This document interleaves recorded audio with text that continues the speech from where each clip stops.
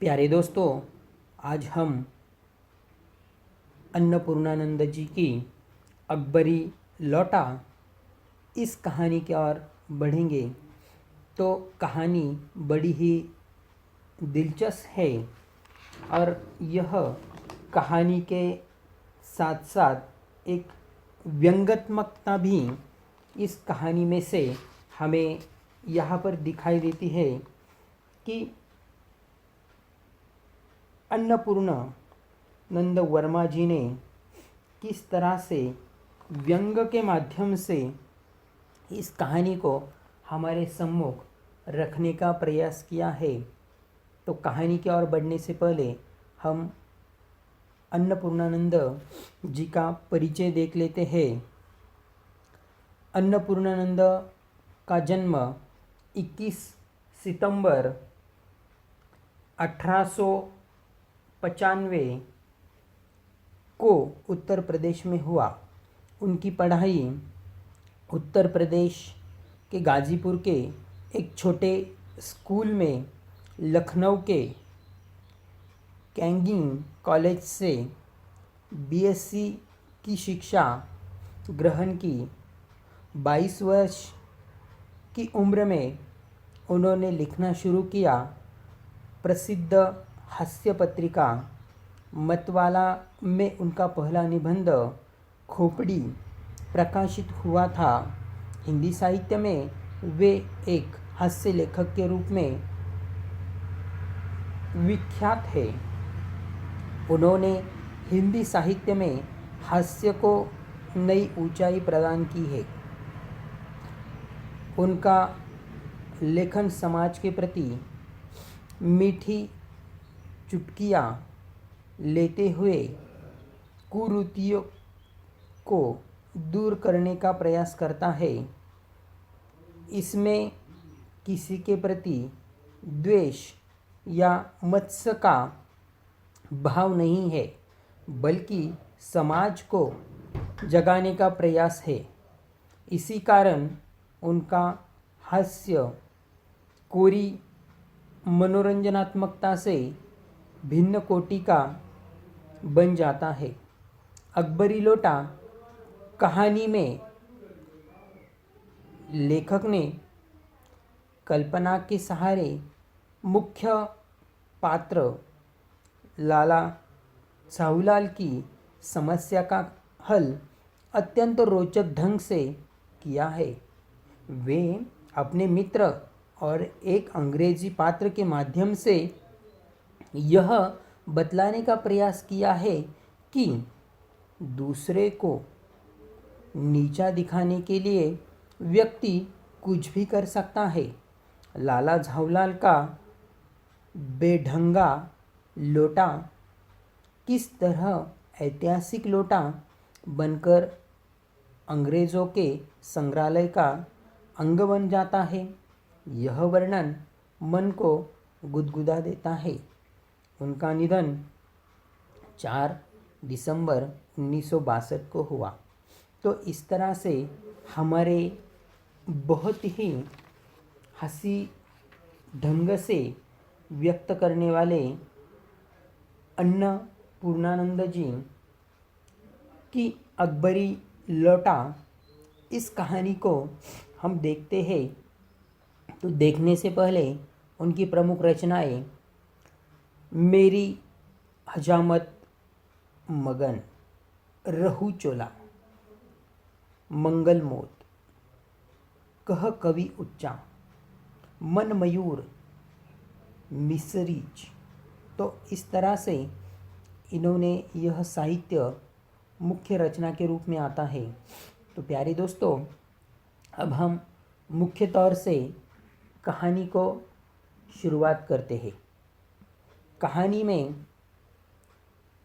लाला झाऊलाल यह मुख्य पात्र के रूप में उभर कर आता है और कहानी को हम कहानी के 6 तत्वों के साथ देखेंगे। कहानी का कथा वस्तु, पात्र एवं चरित्र चित्रण, पात्रों के बीच का संवाद, देश काल एवं वातावरण, भाषा शैली, उद्देश्य। तो इन 6 तत्वों के साथ हम कहानी के साथ साथ आगे बढ़ेंगे। तो कहानी को हम शुरुआत करते हैं। लाला झावलाल को खाने पीने की कमी नहीं थी।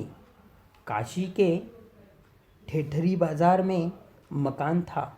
नीचे की दुकानों से 100 रुपये मासिक के करीब किराया उतर आता था। कच्चे बच्चे अभी नहीं थे। सिर्फ 2 प्राणियों का खर्चा था। अच्छा खाते थे, अच्छा पहनते थे, पर 250 रुपये तो एक साथ कभी आँख सेकने के लिए भी नहीं मिलते थे। इसीलिए जब उनकी पत्नी ने एक दिन यकाया 250 रुपये की मांग पेश की, तब उनका जी एक बार जोर से सनसनाया और फिर बैठ गया। जान पड़ा कि कोई बुला रहा है, जो बिलाने जा रहा है। उनकी यह दशा देखकर उनकी पत्नी ने कहा, डरिए मत, आप देने में असमर्थ है तो मैं अपने भाई से मांग लूं। लाला झावलाल इस मीठी मार से तिलमिला उठे। उन्होंने किंचित रोष के साथ कहा, आजी हटो, 250 रुपये के लिए भाई से भीख मांगोगी? मुझसे ले लेना, लेकिन मुझे इसी जिंदगी में चाहिए। अजी इसी सप्ताह में ले लेना। सप्ताह से आपका तात्पर्य 7 दिन से है या 7 वर्ष से है? लाला झावलाल ने रौब के साथ खड़े होते हुए कहा, आजी 7वें दिन मुझसे 250 रुपये ले लेना। मर्द की एक बात, हाँ जी हाँ, मर्द की एक बात। लेकिन जब 4 दिन ज्यों त्यों में ही बीत गए और रुपयों का कोई प्रबंध ना हो सका, तब उन्हें चिंता होने लगी। प्रश्न अपनी प्रतिष्ठा का था, अपने ही घर में अपनी साख का था। देने का पक्का वादा करके अब अगर ना दे सका तो अपनी मन में वह क्या सोचेगी? उसकी नज़र में उनका क्या मूल्य रह जाएगा? और तभी लाला झावलाल ने अपने एक मित्र पंडित बिलारी मिश्रा से उनकी यह व्यथा सुनाई। और व्यथा सुनने के उपरांत उन्होंने उनसे 250 रुपयों की मांग की। मांग करने के उपरांत पंडित बिलवारी मिश्रा जी ने कहा, मेरे पास भी नहीं है, लेकिन मैं कहीं से इंतज़ाम करके आपको शाम तक ज़रूर लौटाऊंगा, ज़रूर दे दूंगा। अभी वह उनका आखिरी दिन था और लाला झावलाल बड़ी चिंता में हो गए। दोपहर हो गई, रुपये हाथ में नहीं आए। तभी वह छत के मुंडेर पर जाकर खड़े हो गए। धूप थी, इसकी वजह से उसे प्यास लगी। उन्होंने घर के नौकरों को आवाज़ दी, पानी लाओ। तब नौकर कोई भी ना आया, लेकिन उनकी पत्नी पानी लेकर आती है, और पानी भी ऐसे लोटे में लेकर आती है जो उन्हें ना पसंद हो। उसका टेढ़ा मेढ़ा चेहरा, मुख देखकर उनसे वो पानी भी नहीं पिया जाता है। खैर, लेकिन पानी लेकर उनकी पत्नी आई थी, इसीलिए उन्होंने ऐसे तैसे 2 घूंट पानी के पी लिए।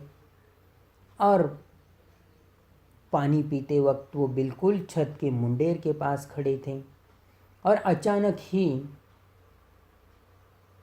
उनके हाथ से कंपन होकर वह लोटा छत के ऊपर से नीचे गिर जाता है और वह तीसरी मंजिल पर होते हैं। और जैसे ही वह ऊपर से नीचे गिरता है तो बगल वाले घर के छत पर गिरता है। छत पर गिरने के उपरांत वह किसी अंग्रेजी बाबू के ऊपर उसमें जो पानी होता है वह पूरे उनके बदन पर जाता है। वह पूरी तरह से गीले हो जाते हैं और फिर उसके उपरांत वह लोटा उनके पैर पर जा गिरता है।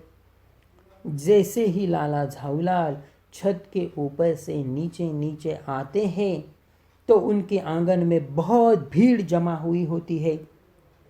फिर वह भीड़ को जरा दूर करते हुए बोलने का प्रयास करते हैं। तभी वहाँ पर पंडित बिलवारी सिंह मिश्रा वहाँ पर आ जाते हैं और वह तुरंत वह अंग्रेजी बाबू को बैठने के लिए कुर्सी दे देते हैं। फिर दोनों के बीच में बातचीत चलती है और बातचीत के दरमियान वह लोटा कैसा है वह बताने का प्रयास करते हैं। वह कहते हैं, यह एक अकबरी लोटा है, अन्नपूर्णानंद वर्मा द्वारा लिखित। यह दोस्तों हास्य व्यंग्यात्मक कहानी है। इन्होंने इस कहानी में लाला झाऊलाल की पत्नी 250 रुपये मांगती है और ना मिलने पर अपने भाई से मांगने को कहती है, परंतु झाऊलाल अपनी प्रतिष्ठा को बचाने और बनाए रखने के लिए रुपया 1 सप्ताह बाद देने को उनकी पत्नी से कहता है। परंतु 7 दिन उन्हें इस बात की चिंता होने लगती है कि वे अपनी को दिया वादा पूरा कर सकेंगे। 5 दिन तक पैसे का इंतज़ाम न हो पाया।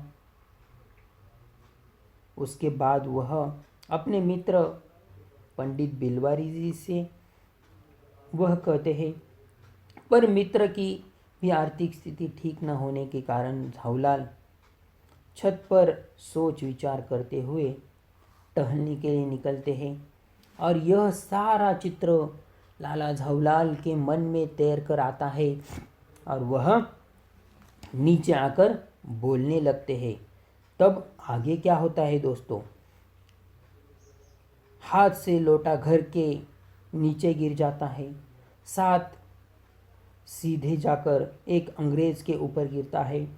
अंग्रेज झाऊलाल को पुलिस तक ले जाने की धमकी देता है कि तभी पंडित बिलवारी सिंह वहाँ प्रवेश करते हैं और बात को संभालते हैं हुए लोटे को अकबरी लोटा बताकर उसे खरीदने की बात करते हैं। अंग्रेजी व्यक्ति को भी ऐतिहासिक व कलात्मक वस्तुओं का संग्रह करने का शौक था तथा इस लोटे को खरीदकर वह अपने पड़ोसी मेजर डगल को नीचा दिखाना चाहता था। लोटे की कीमत 500 रुपये तक होती है। बिलवासी जी लोटा न मिलने पर मायूस होने का नाटक करते हैं और वह अंग्रेज उस लोटे को ऐतिहासिक लोटा मानकर प्रसन्नतापूर्वक वहाँ से चला जाता है। लाला झाऊलाल अपने मित्र की चतुराई से बहुत प्रसन्न होते हैं तथा अपनी पत्नी को निर्धनी समय पर रुपए देकर अपनी प्रतिष्ठा को भी बचाए रखते हैं। तो देखिए प्यारे दोस्तों, इस कहानी में से हमें कैसी चतुराई सीखनी चाहिए, यहाँ से हमें यह सीख मिलती है। वहाँ पर लाला झाऊलाल और पंडित बिलवारी मिश्रा जी ने किस तरह से, उनके पास तो 250 रुपये नहीं थे, लेकिन कैसे रुपयों को इकट्ठा किया। तो इस तरह से यह एक हास्य व्यंग्यात्मक कहानी थी। तो प्यारे दोस्तों, इस कहानी के साथ हम यहीं पर रुकते हैं। अगली कहानी में हम फिर से मिलेंगे। तब तक के लिए नमस्ते।